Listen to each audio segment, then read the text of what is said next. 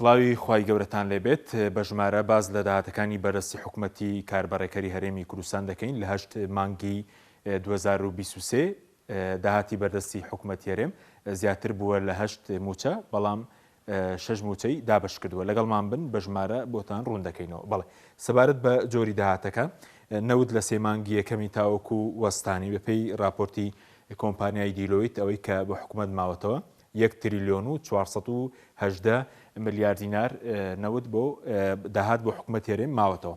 حەقدەستی کۆمپانیەکانی نەوتیش دیارە بەپێی کۆمپانیەکانی بواری نەوت حکوومەتی هەرێم لە 6 مانگی کۆتایی بەر لە ڕاگررتنی نەوت حەقدەستی کۆمپانیەکانی نەداوە لە ناویشیدا 3 مانگی یەکەمی 2023 کە 1 تریلیۆن و 124 ملیار دینار بووە حەقدەستی کۆمپانیا نەوتیەکان ئەم حەقدەستەشی نەداوە ئەوەش بووە بە داهاتێک بۆ حکوومەتی هەرێم. داهاتی ناوخۆ سنوورەکانمان هەیە مانگانە 324 ملیار دینارە لە 8 مانگ دەکاتە 2 تریلیۆن و 592 ملیار دینار. هەروە پارەی هاتوو لە بەغدا لە ماوەی ئەو 8 مانگەدا 2 تریلیۆن و 600 ملیار دینار لە بەغداوە هاتووە.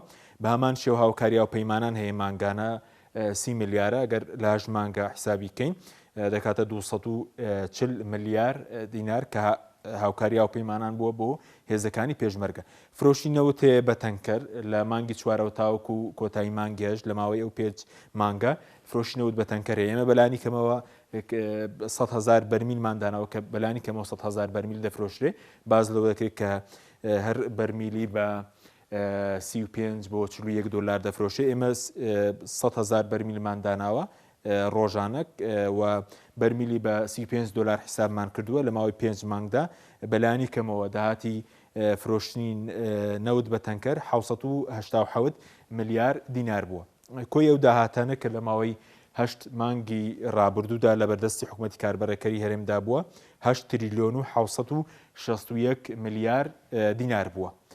بەڵێ بینە سەرەوەی کە بۆ موچە حکوومەتی کاربارەکەری هەرێم چەندی پێویستە حکوومەتی کاربارەکەری هەرێم لە ماوەی 8 مانگی ڕابردوودا 6 موچەی داوە گە حسابیەوە بکەین موچەی 8 مانگ موچەی 8 مانگ دەکاتە 7 تریلیۆن و 520 ملیار کە مانگانە 940 ملیار دیناری پێویستە. ئەی داهاتی بەردەست چەند بووە؟